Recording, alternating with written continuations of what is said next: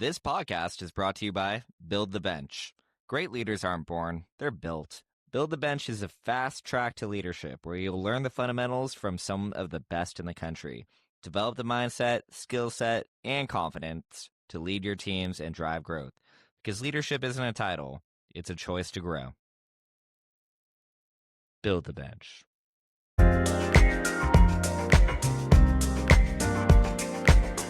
Welcome back to LA Legends, where Aflac pros sharpen skills, swap stories, and build the Los Angeles market one legend at a time. Backed by popular demand, it is Michelle Lee and I, and this is Michael Fisher. You guys, on this show, we break down leadership, business, and strategy by learning from the models that stand the test of time. And today's topic is one of the most proven business models in the world, the franchise. So from McDonald's, Subway, Grocery Outlet, UPS, Planet Fitness, obviously franchises thrive because they run on systems. They don't rely on magic or a singular technician. They create leaders who plug into a playbook and absolutely crush it. And this is the E-Myth lesson by Michael Gerber, right? Most businesses fail because they're built on one person's hustle, not a repeatable system. Franchises succeed because they build businesses that work without the owner having to do everything themselves. And we're going to actually share just like personal stories, what we've gone through, how we frame this, why the franchise model actually works inside of our business here at Aflac. And while you're building up your own agency, or if you're just curious about how the systems work, I think that you're going to walk away with some big wins and things that you could implement for sure. This is a very actionable episode for sure. Absolutely. Let's actually dig into this. So, Michael, this actually spearheaded from your experience going to a franchise expo. Talk us through that. This was about a year ago, and a good friend of mine was like, hey, man, I really just trying to get into the franchise world. Would you mind joining me at an expo in Pasadena? And I was like, yeah, sounds fun. I mean, it could be networking, it could be something, I don't know, a place to like throw some money. And we were walking around the convention center, and in between boba shops and coffee vending machines and this guy that had this huge line of like his business was like sales training where they had a bunch of different areas. He's like, oh yeah, so I'm selling a captive area for $80,000, and in this captive area you can actually sell business to business and you can sell training programs to entrepreneurs, and we give you like training on how to do it, scripts, and we'll even give you a little bit of mentorship in your first 90 days. For some reason, I don't know why that was a moment, but I was like, people are paying $80,000 for a captive garbage training thing. And I was like, wow, these people here. And like he had a line, like people signing up and buying this franchise. And I was like, wow, like inside of the world at Aflac, like if I set up a booth and told them like, hey, it's $400 for a license. And by the way, you're going to get leadership branding, we'll pay for the brochures. You'll have in-person trainings, field mentorship where their bonuses are predicated on your success. I was like, I would have a line out of the door, like absolutely out the door. I got excited by that actually. And I still am mad at myself for not setting up a booth at the next franchise expo, because those are the perfect people too. They have ownership. They look at our business, or they look at businesses like ours as an actual business. They don't look at it from like a employee lens. I had some huge takeaways from that. That's pretty massive to see that kind of people coming into it. And it's not just that one model. There are so many other companies out there that you spend six figures to even get a chance to be Yeah. part of that franchise. Yeah. But for us, as you said, $400 and a Fortune 200 company to back you up with all the resources as well, which is pretty phenomenal. Yeah, I think so. Yeah. Part for me that ended up reinforcing was a book that was like near and dear to my heart, E-Myth, Michael Gerber, you mentioned earlier. And it made me actually like re-listen to that, because I stopped thinking about this as a franchise type situation at some point, which was a huge mistake. And it actually was like helping me like revitalize, how I wanted to run my business and what roles I was taking. Got me thinking a lot differently, which is pretty cool. So I think a lot of us, when we join this industry, we forget to come in with that kind of mindset. And we come in as that technician mindset, which I love. That's why we're going to dig in a bit of that E-Myth as well, which is how do we scale? Yeah. How do we actually scale our business successfully Yeah. through systems, which I'm a big fan of. So Huge on system. So let's do a quick pivot. So Build a Bench is something that Michelle has spearheaded in the LA market. A lot of our up and coming DSCs and future DSCs, the ones that are absolutely killing it, have gone exactly through this model. But in one of the classes that you did, we hit on eMyth. And can you actually like define some of those like franchise roles inside of eMyth and technician versus somebody that is actually like running a true franchise model? So it starts, there are three individuals in this, right? We start with the technician. It's like the pie maker, the one that's in the kitchen making the pies, Yeah. doing the work day in, day out. The next step is that manager role where you're managing a team, but you're still in it. Yeah. You know what I mean? And then you have your entrepreneur, which is I think where all of us would strive to be for, which is that scalable model of having your technicians, the ones working it, and to us that is what our associates, to our districts, to our regions, Yep. or even associates to districts, even that different kind of mindset of how to grow. And organic growth is something you and I are huge fans of and trying to build in our organization today. Yeah, I mean, I remember reading E-Myth, and this was 15 years ago, but when I went through it, I was like, wow, I do a lot of the, but you gave the example, pie making, a lot of pie making work, which is like enrolling by myself, which Yeah. isn't scalable, doing claims by myself, which I don't get paid to do, but I was also prospecting by myself and maybe not doing it in a very duplicatable way. Attracting and keeping the best talent means offering more than just a paycheck. Aflac Value Added Services delivers real life support for your team. Telehealth from MeMed allows employees to connect with a licensed, board certified medical or behavioral health provider by phone or video and receive personalized treatment anytime, almost anywhere. MeMD is also available as an employer paid offering. Aflac Value Added Services, because supporting your team means supporting their whole well being.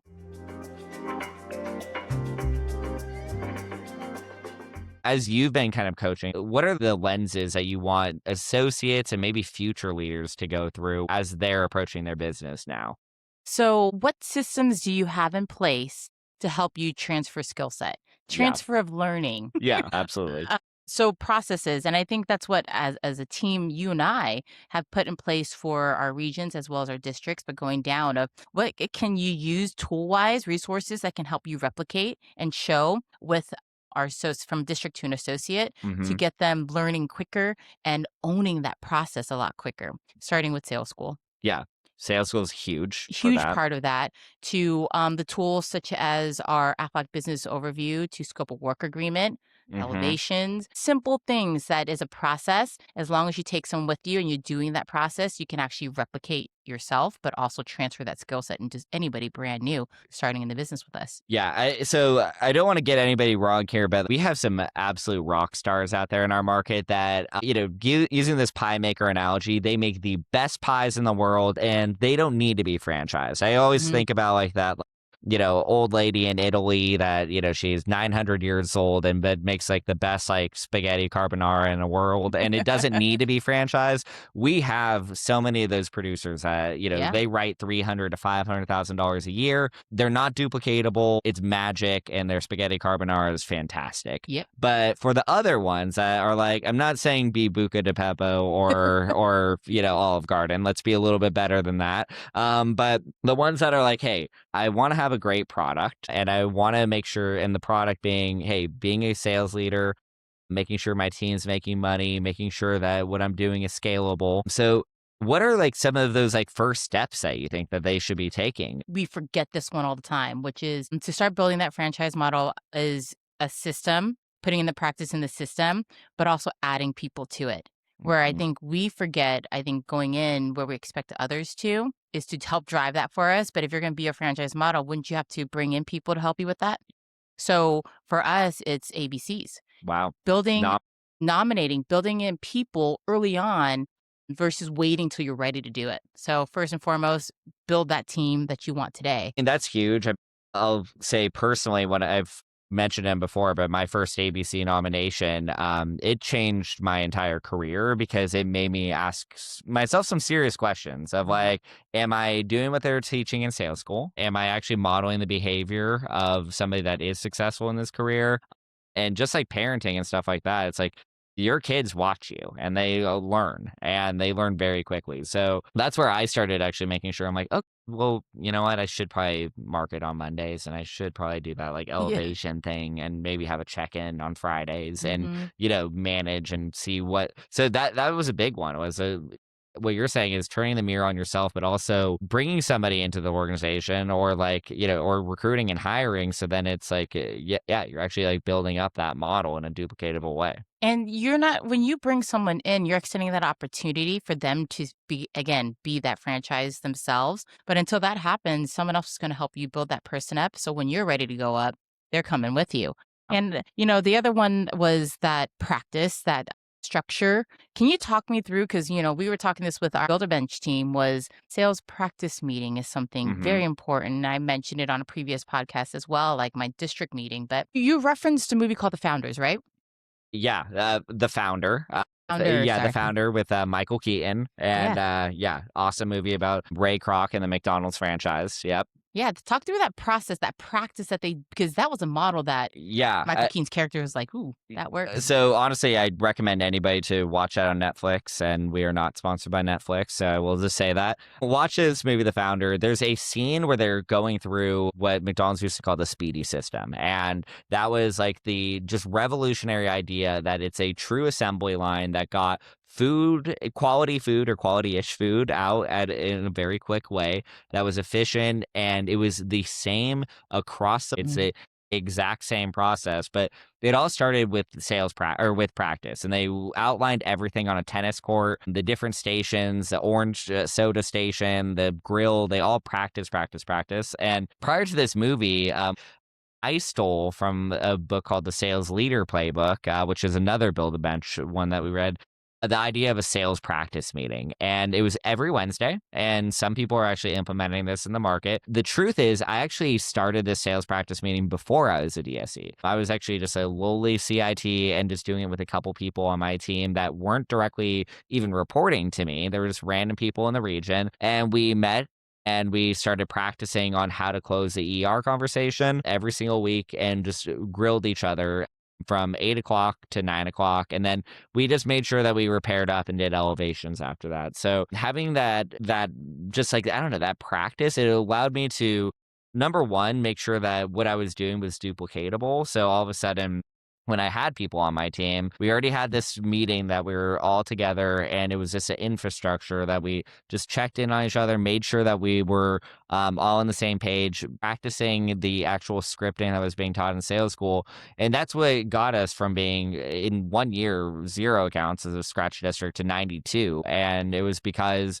we had that practice and that infrastructure. Everybody knew their role like a franchise. Everybody also knew the system because I wasn't reinventing things. That was a little bit of a glimpse of what it looked like about 15, almost 15 years ago, which is crazy. So in that sales practice meeting, it's that training, that perfect practice, as you've Hmm. heard one of our guest speakers talk about as well, absolutely helps you reduce the risk when you actually go out. Yeah.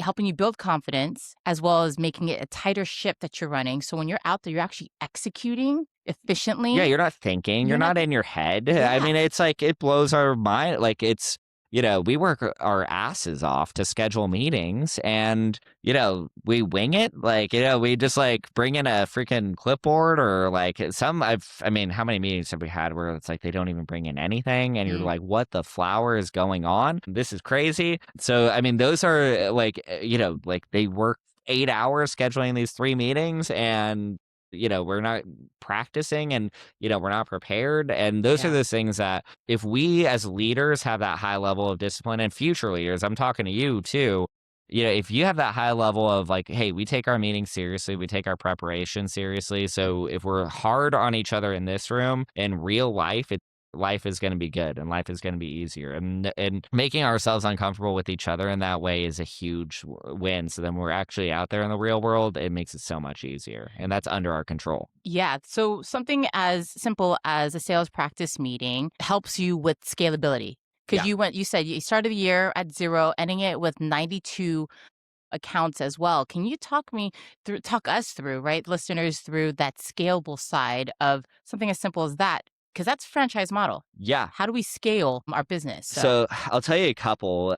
When I read eMyth, it was stuff I had to remove from my business. That was the first one. So I used to like write some business with the state of California as an associate. I had to remove that because not everybody on my team would have access to that. So mhm, I wasn't gonna do anything that I couldn't have side by side or a new associate side by side with me, so I could transfer that skill set. Getting rid of that, that was one thing. The other one is I really, really did not like making phone calls, but if I make phone calls, I can actually transfer a skill set to more than one person at. yeah, So if I could have that discipline where I'm making phone calls, I could actually do 4 at a time, then 8, then 12, and then develop CITs that are gonna help do that, of, like, how to run call blocks and all that. So those are a couple. I think what you're saying no to, but Chris Ashton actually said this on an earlier episode, which is also not being the magic man in meetings,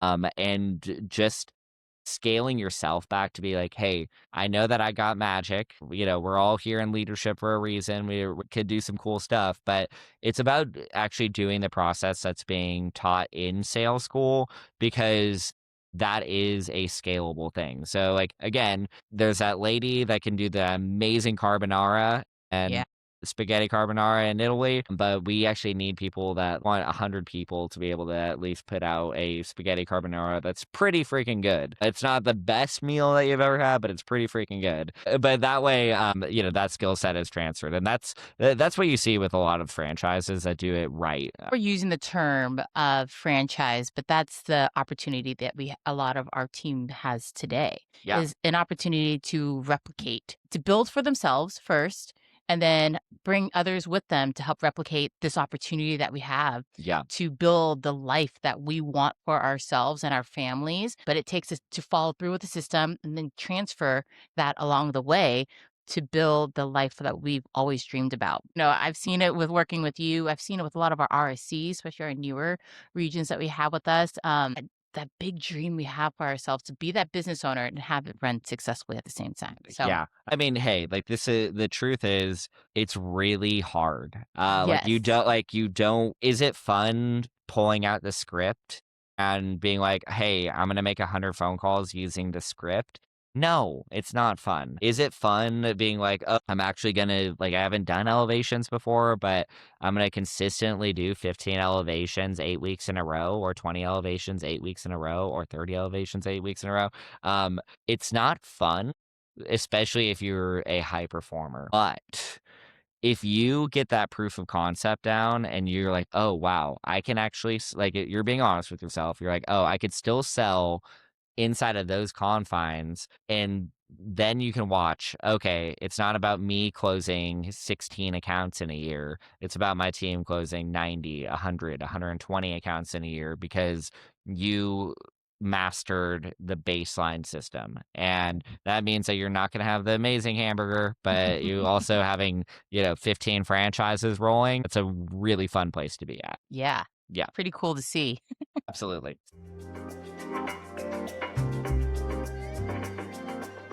Do you want to distinguish yourself from everybody else in the competition? Do you want to get the absolute best buyers in the country? Do you want to close more accounts than anybody else in the market? Well, use elevations. So you mentioned Build a Bench earlier. It is definitely one of my favorite things starting last year, but leadership skills. And we talk a little bit through that. We talk a little about scaling. What are some things that right now in your position today that you're looking, let's look future, right? It's just Hmm. some skills that you're looking for our next leaders. I think the ones that I look for the most are just people that are willing to do the unglamorous work, and do it consistently. I think that's the most important thing. So it's about falling in love with like making the hamburger and falling in love Yeah. with that process. That's exactly who I look for because those are the ones that can pour into people and are willing to do that work side by side with them and practice with them side by side. So I absolutely look for that. But I want to turn this to you for a second. So you are leading all of our future leaders. Like you're handpicking, hand selecting, also removing. But what are some of those things that you're looking for? First and foremost is communication, a lot of transparency. And I was like this as a district when I was, trying to get people to engage and that want to be a part of it. One is making sure we're on the same page about it. Two, Yeah. expectations, but also heavy communication. You think about the further up we go in leadership, I think sometimes there's a break in it. Yeah.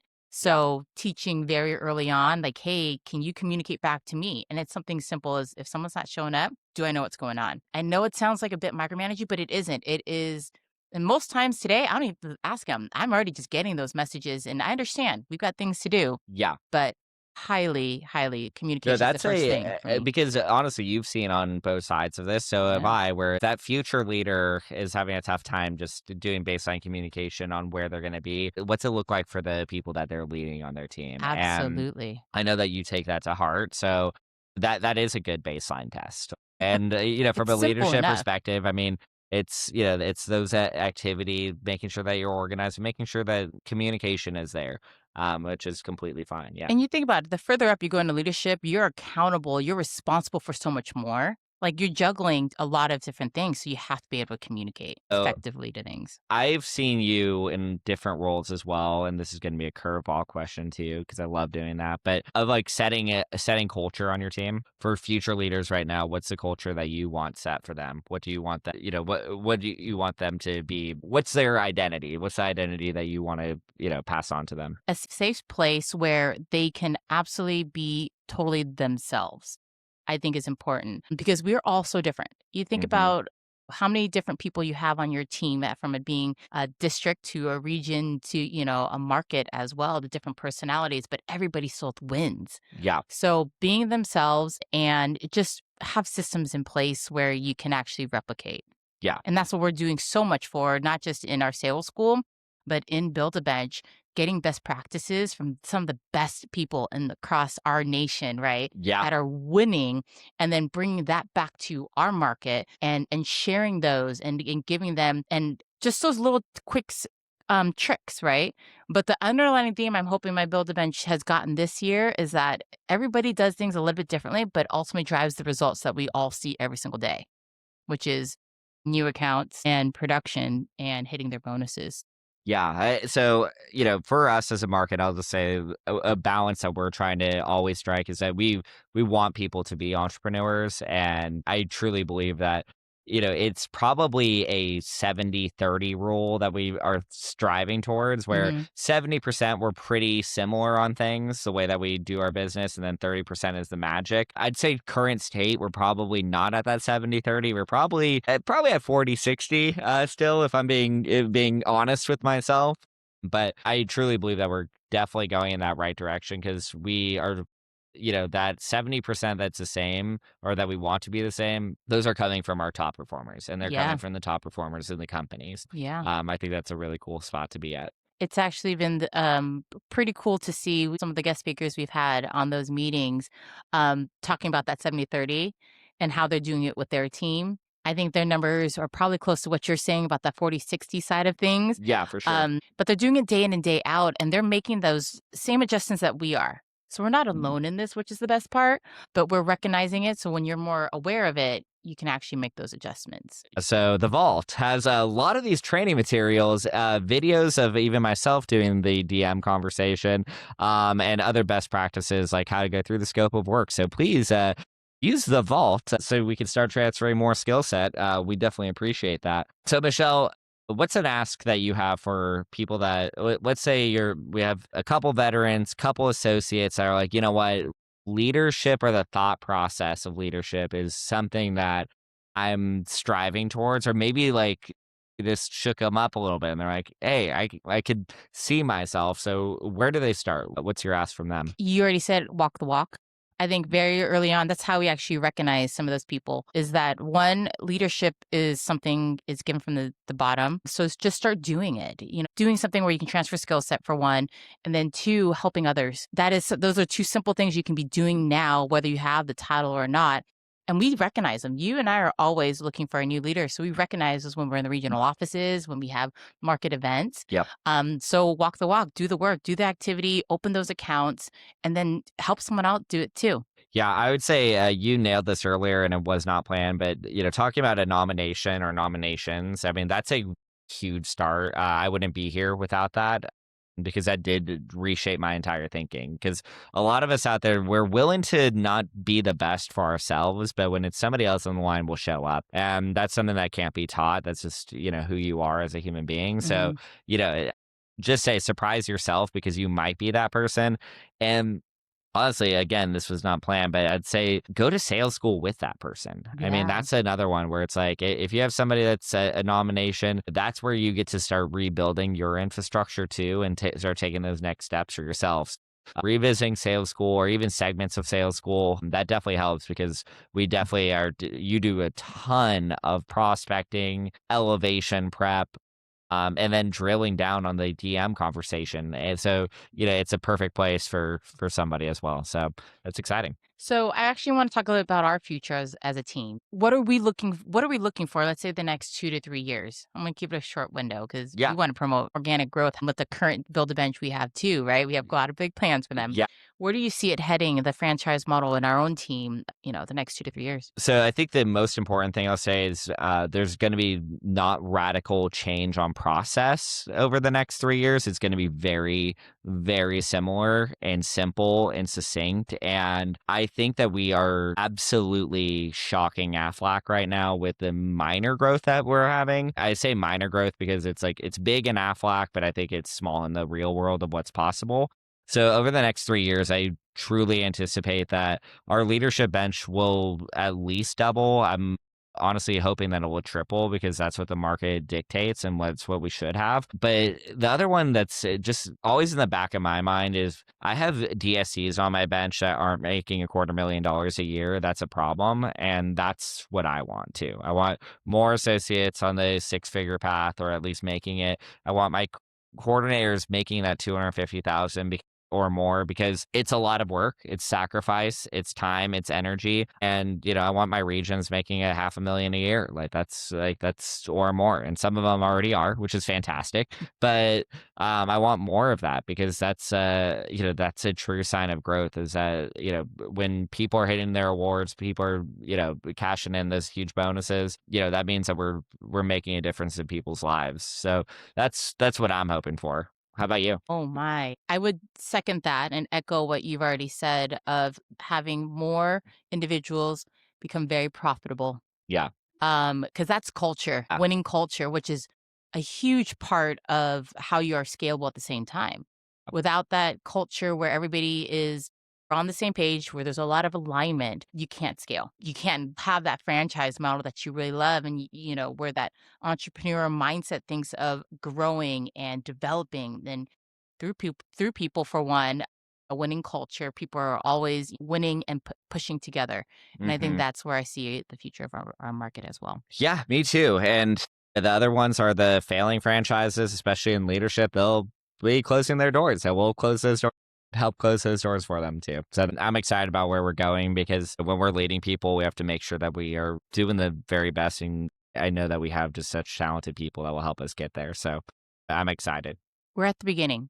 There's so much more. Absolutely. So I'm just going to close this out. And when it comes to franchises, like McDonald's, as you mentioned, Subway, UPS, or even Planet Fitness, that we know systems help us scale the possibilities that we have into the future. And so we're not just building businesses, but we're definitely growing leaders. Absolutely. And the takeaway bigger than franchising, it's the business depends on you. It is work. Like it's genuine work. It can't run without you. But what we're starting to do is build something that genuinely does last. And I'm excited about that. So here's a challenge for yourself to our listeners. Ask yourself, am I building systems others can step into and win with? Am I developing leaders who can lead without me in the room? And that's how you're going to go from a hustler to a legend. All right. Exciting. So this has been LA Legends. If today's conversation gave you any insight, please share it. Share it with a teammate, share it with your network, subscribe, all that good stuff. My biggest ask from you is also talk to your leadership, talk to us if you're like, hey, you know what, that struck a chord with me. I want to have bigger conversations and we're here to help. So until next time, keep building those systems, keep building leaders, and keep leading with purpose.